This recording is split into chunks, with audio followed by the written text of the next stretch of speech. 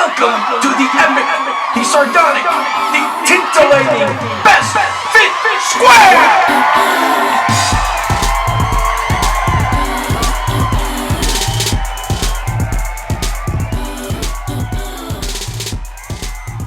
Hey folks, welcome back to Best Fit Square Show. I'm your host, Manuel Ortega. In this episode, we explore the ties that bind our Constitution. Here to help us better understand is our very own in-house scholar, PT. Hey PT. Hey Mo.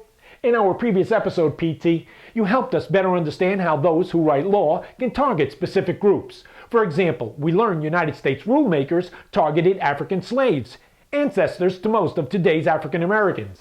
That's right, Mo. The first evidence of a legal framework to disenfranchise and criminalize African Americans is Clause 3, Section 2, under Article 4 of our Constitution, the Fugitive Slave Clause. What do you say to the viewpoint that a common thread links the Fugitive Slave Clause to preceding laws, perpetuating disenfranchisement and criminalization of African Americans throughout America's history? Oh, you mean the Black Codes, Jim Crow, the war on crime, the war on drugs, or the formation of the prison industrial complex? Exactly, PT. The Fugitive Slave Clause being their progenitor. Compelling linkage, Mo.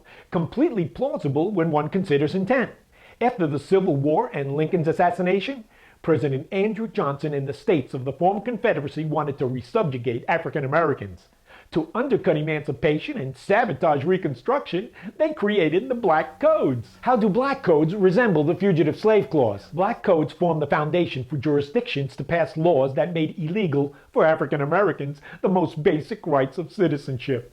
For example, laws were created that made it illegal for African Americans to vote, made it illegal for African Americans to bear arms, made it illegal for African Americans to defend themselves against assault, and made it illegal for African Americans to learn to read and write. What do you see the main purpose of Black Codes being?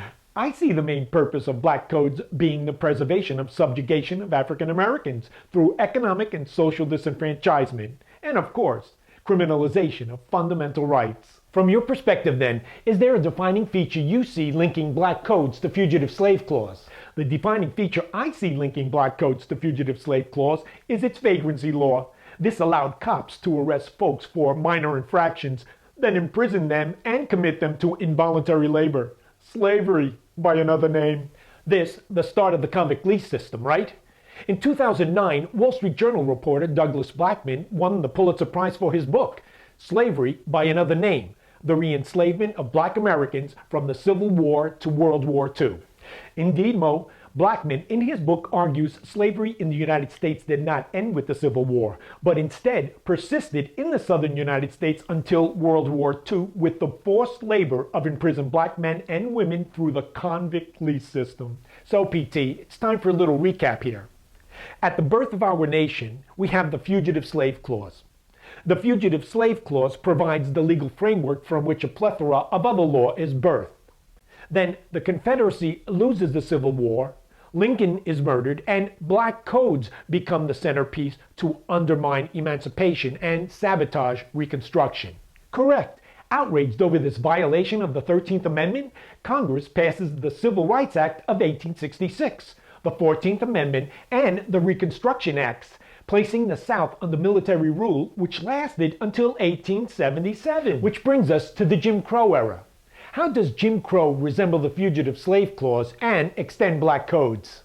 Black Codes and Jim Crow are direct offspring of the Fugitive Slave Clause, morphed to accommodate prevailing socioeconomic needs. How so? Remember, the Fugitive Slave Clause made illegal for African Americans to seek employment and move about freely. After emancipation, the freed slaves gained the right to seek employment and move about freely, negating the Fugitive Slave Clause. Black Codes reinstituted control over their movement and employment, while Jim Crow institutionalized socioeconomic and educational disadvantages, which continue to this day. So each successive iteration of the Fugitive Slave Clause at state and municipal levels, the first iteration being Black Codes, the second iteration being Jim Crow, strengthens and augments systemic institutionalization of economic, educational, and social disenfranchisement for African Americans. Correct.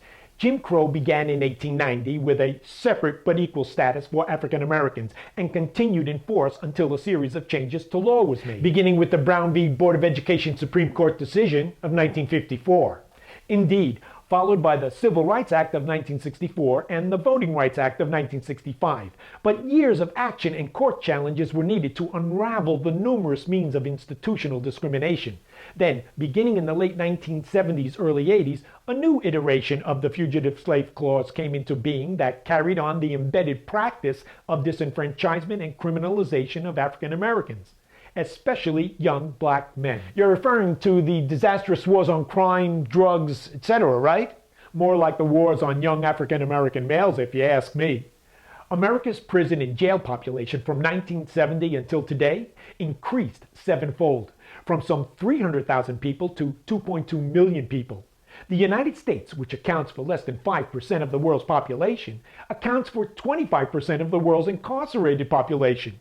In 2000, 1 in 10 black males between the ages of 20 and 40 was incarcerated, 10 times the rate of their white peers. I'd say the disenfranchisement and criminalization of African Americans, beginning with the enforcement of the Fugitive Slave Clause in 1789 under the Constitution, sustained through 1866 via black codes, extended into the mid-1960s via Jim Crow, then into the 1970s with the murders of leaders and supporters of the civil rights movement, further extended into the 1980s with the war on this and the war on that, followed by the boom of the prison industrial complex of the 1990s that disproportionately incarcerates black youth, makes this centuries-old program a resounding success. Just saying!